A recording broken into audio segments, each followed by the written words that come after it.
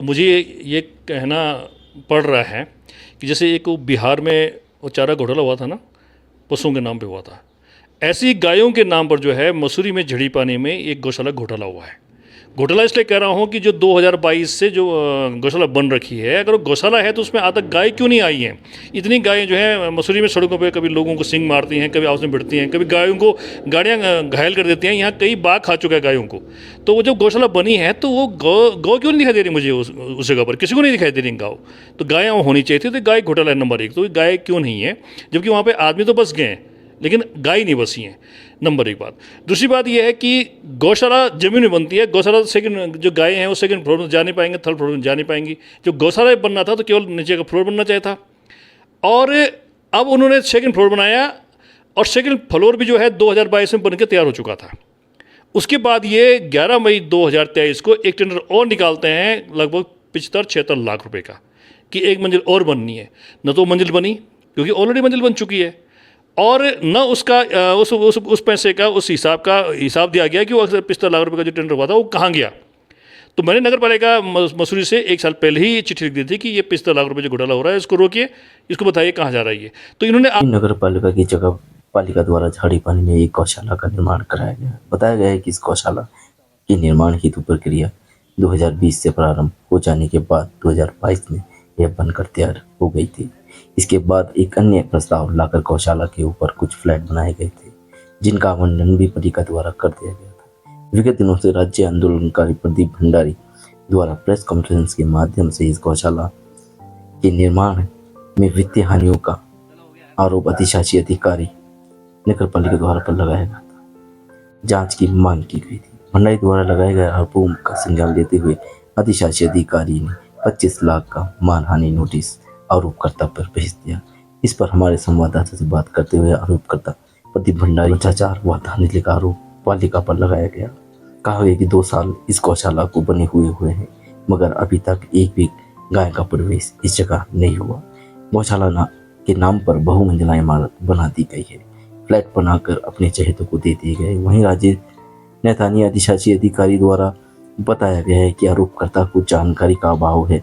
वह प्रदीप भंडारी द्वारा press conference में मेरा नाम लेकर आरोप लगाए हैं। अगर वह अधिशासी अधिकारी के नाम पर आरोप लगाते तो कुछ और होती, जिस कारण उनको मानहानि नोटिस को भेजा गया है।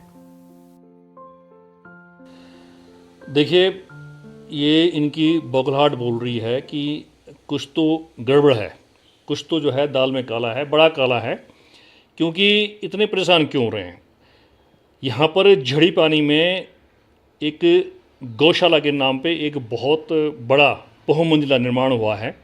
2020 में शुरू हुआ था, 22 में वो जो गौशाला नीचे होनी थी वो तो बन के तैयार हो गई थी। आज 4 साल पूरे हो चुके हैं, लेकिन अभी तक जो है वहाँ पर एक भी गाय नहीं आई है जिसके लिए बना था। लेकिन गाय तो नहीं आई, लेकिन ऊपर की मंजिल एक बना करके वहाँ आदमी ज़रूर आ गए हैं। आदमी आ गए, ठीक है, आप फ्लैट बना के बेचिए, कोई बात नहीं, लेकिन जिसके लिए वो गाय के लिए जो गौशाला बनी है वो गौशाला वहाँ पे होनी चाहिए थी, जो आज 2020 से शुरू होने के बाद आज 24 है, 4 साल में भी वहाँ पर गायों के लिए जगह नहीं मिल पाई है। और गौशाला के नाम पे जो है उसके ऊपर एक बिल्डिंग बनाई गई, और उस बिल्डिंग के नाम पर जो है जब बिल्डिंग बनकर तैयार हो गई थी, 22 में वो बिल्डिंग बनकर तैयार हो गई थी, फिर जो है 2023 में जो नगर पालिका के वर्तमान यो हैं राजेश नेथानी जी, इनके कार्यकाल में 11 मई 2023 को एक टेंडर निकाला जाता है 75 लाख से अधिक का, कि साहब यहाँ पे गौशाला के ऊपर एक मंजिल बननी है।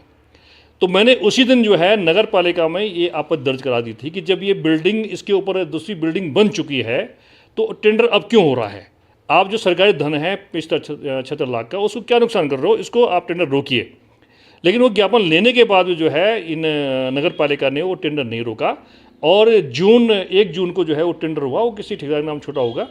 उसके बाद वो 75 लाख रुपये कहाँ गया, कहाँ नहीं गया, क्योंकि ये मालूम नहीं है।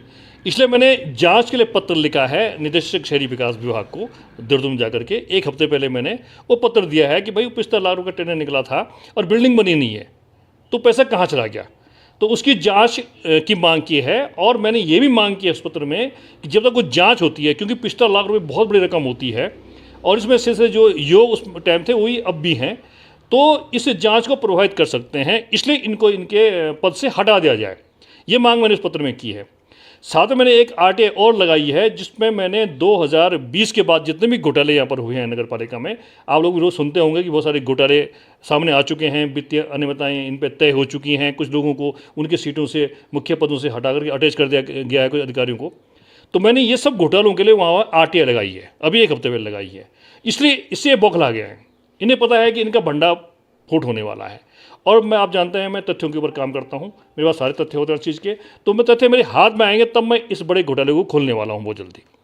इसलिए अब मुझ पर दबाव बनाने के लिए कि अब जो है मैं अपने आरटीआई वापस ले लूँ, मैं अपने जांच को हल्का कर दूँ, वापस ले लूँ, इसलिए जो है मुझे ये सुना है मैंने कल किसी मीडिया में कि यो ने मुझे जो है 25 लाख रुपए का मानहानि का दावा मुझे भेजा है।